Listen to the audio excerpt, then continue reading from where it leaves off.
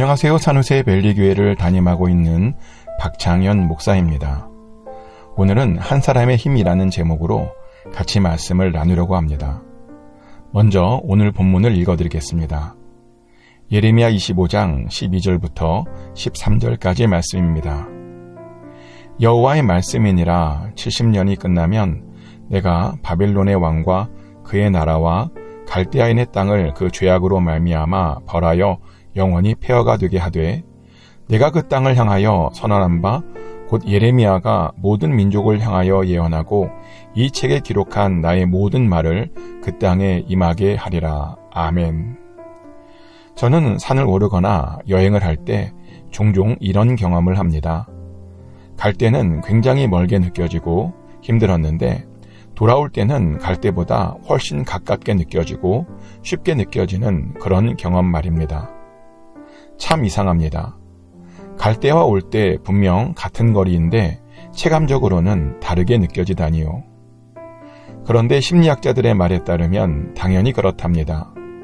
왜냐하면 우리들은 일반적으로 목표를 정확하게 할 때와 그렇지 못할 때 전혀 다르게 느끼기 때문이랍니다. 그래서 갈 때는 아직 가보지 않은 길이니 길게 느껴지고 올 때는 한번 가본 길이니 가깝게 느껴진다는 겁니다. 그런 것을 보면 목표를 정확히 아는 것이 중요합니다. 왜냐하면 목표를 정확히 알면 길이 덜 어렵게 느껴지고 덜 힘들기 때문입니다. 그래서 오늘 본문에 보면 하나님께서 그 어려운 상황에 처해 있는 이스라엘에게 그 길이 덜 어렵게 느껴지도록 목표를 주었습니다. 어떤 목표인가 하면 하나님께서 그들에게 주신 목표는 70년 동안 버티기입니다. 지금은 멸망당하지만 바벨론 밑에서 70년만 버텨보라는 겁니다. 하지만 이런 하나님의 계획을 잘 알지 못한 대다수의 사람들은 하나님의 심판을 믿지 않았습니다. 왜냐하면 하나님께서 그들 조상 다윗에게 그 다윗의 나라는 영원할 것이라고 말씀해 주셨기 때문입니다. 그래서 그들은 그들의 범죄에도 불구하고 그들의 나라는 망하지 않을 줄 알았습니다. 하지만 그들의 범죄는 더 이상 하나님께서 참을 수 없는 수준이 되어버렸습니다.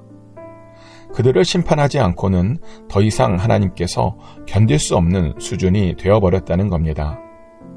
그래서 하나님은 예레미야를 통해서 그들이 바벨론에게 멸망당할 것이니 빨리 항복하라고 이야기해 주었습니다.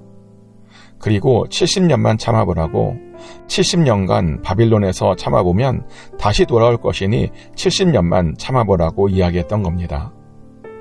하지만 안타깝게도 이 이야기가 남유대가 완전히 멸망하기 20여 년 전부터 알려졌음에도 불구하고 남유대가 완전히 멸망당하기까지 그 누구도 이 이야기를 듣지 않았다는 겁니다.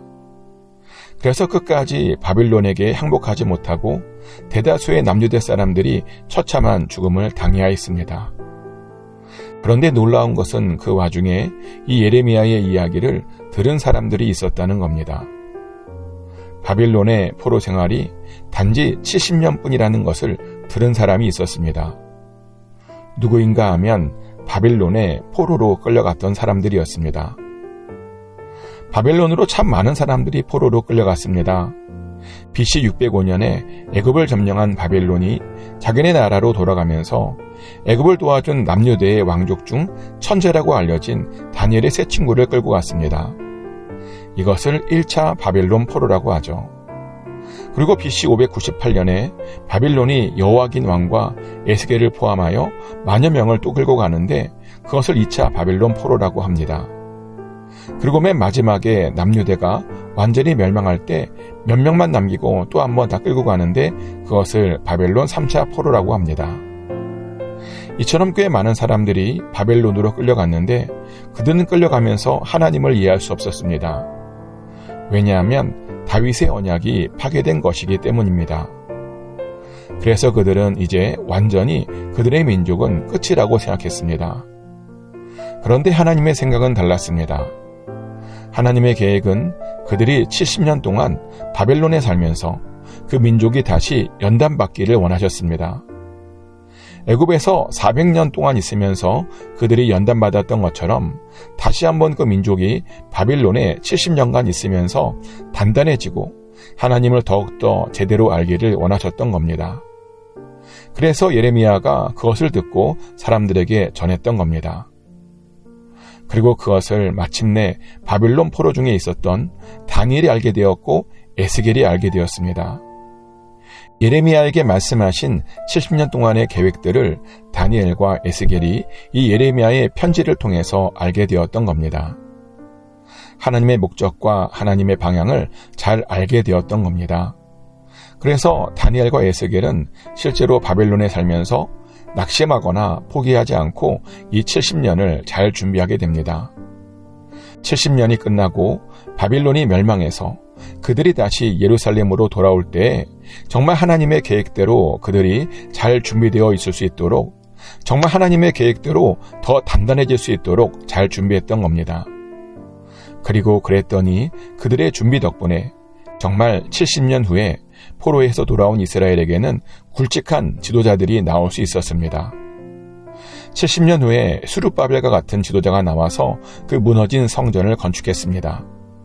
70년 후에 에스라라고 하는 대학자가 나와서 사람들에게 하나님의 말씀을 가르쳤습니다.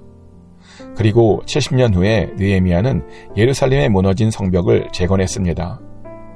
게다가 이스라엘 민족은 바빌론에서 돌아오자 이스라엘 역사상 그 어느 때보다도 더 율법에 관심이 많은 민족이 되었고, 하나님을 사모하는 민족이 되었고, 메시아를 대망하는 민족이 되었습니다.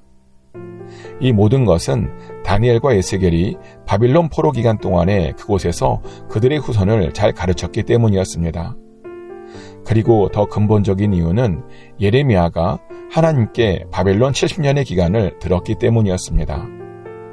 한 사람이 바로 서 있음으로 인해서 한 민족이 멸망당하지 않고 제대로 된 길을 갈 수 있었던 겁니다. 이렇게 한 사람만 바로 서 있어도 역사가 바뀝니다. 한 사람이 하나님의 사명을 완수했더니 한 민족과 한 나라가 보존되었습니다. 한 사람이 하나님의 뜻과 계획을 정확히 알고 있었더니 위대한 일들이 일어났습니다. 그래서 하나님은 언제나 그 한 사람을 찾고 계십니다. 그런데 저는 그 한 사람이 바로 우리가 되었으면 합니다. 각 지역을 위한 하나님의 계획을 감당할 사람들이 바로 우리이기를 소망합니다. 이 미국을 위한 하나님의 계획을 감당하는 사람들이 바로 우리이기를 소망합니다. 축복하는 것은 예레미야처럼 이스라엘 민족에게 소망을 주는 사람이 되어서 우리를 통해 하나님이 알려지고 우리를 통해 하나님이 높임받게 되기를 예수 그리스도 이름으로 축복합니다.